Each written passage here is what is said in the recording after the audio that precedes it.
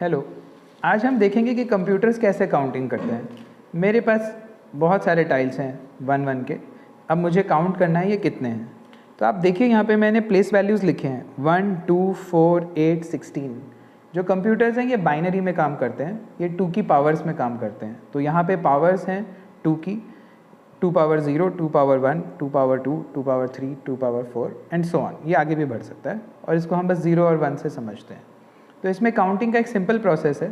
हमें 2 के स्टैक्स बनाने हैं और जब 2 के 2 स्टैक्स हो जाएं, तो जो कि 4 है, तो हम उसको 4 में मूव कर देंगे, तो 4 का स्टैक बन जाएगा। ठीक है, तो मैं ऐसे 2 के स्टैक बना था, 2 के स्टैक से मैंने 4 का स्टैक बना दिया। तो हम पहले 2 के बना सकते हैं, 2 से 4 बना सकते हैं, या हम डायरेक्टली 4 के स्टैक्स बना सकते हैं। और जब 4 के 2 स्टैक्स हो जाएंगे, जैसे अभी मेरे 4 के 2 स्टैक्स हो गए, तो मैं 8 का एक स्टैक बना सकता हूँ।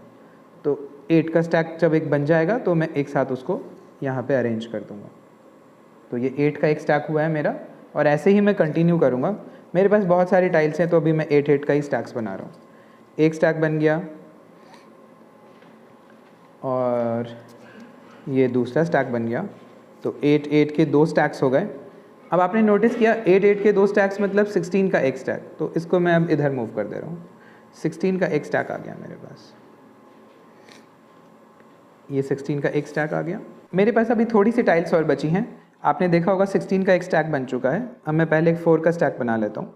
1 2 3 4 1 2, ये 2 का स्टैक है और ये 1 का स्टैक है। तो मेरी टाइल्स ख़त्म हो गई हैं। आप देखिए 16 का एक स्टैक बन चुका है, 4 का भी एक स्टैक है, 2 का भी एक स्टैक है और 1 का भी एक स्टैक है। आप एक चीज़ नोटिस करना, जब भी कोई प्लेस वैल्यू पे 2 स्टैक आ जाएं, तो आप उन दोनों को कंबाइन करके नेक्स्ट मूव ऑन कर दीजिएगा।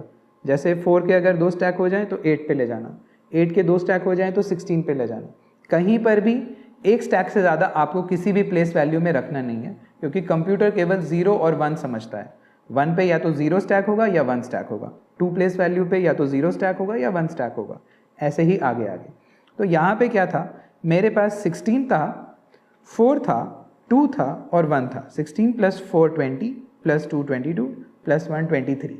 तो ये जो आप देख रहे हैं ये 23 की एक बाइनरी रिप्रेजेंटेशन है।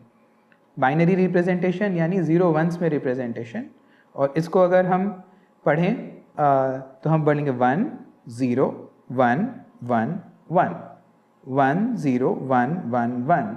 ये 23 की बाइनरी रिप्रेजेंटेशन। अब मेरे पास 4 टाइल्स और आ गई हैं, 1 2 3 4।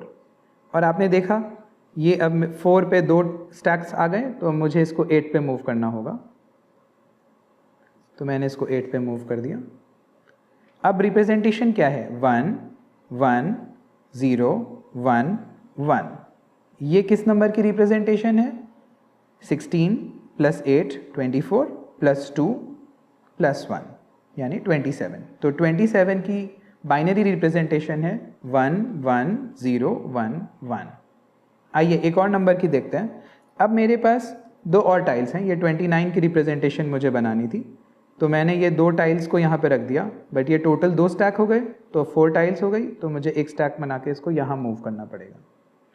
तो इस नंबर की बाइनरी रिप्रेजेंटेशन क्या हुई 29 की, 1 1 1 0 1। 16 + 8 24 + 4 28 + 1 29। तो ये 29 की रिप्रेजेंटेशन हो गई।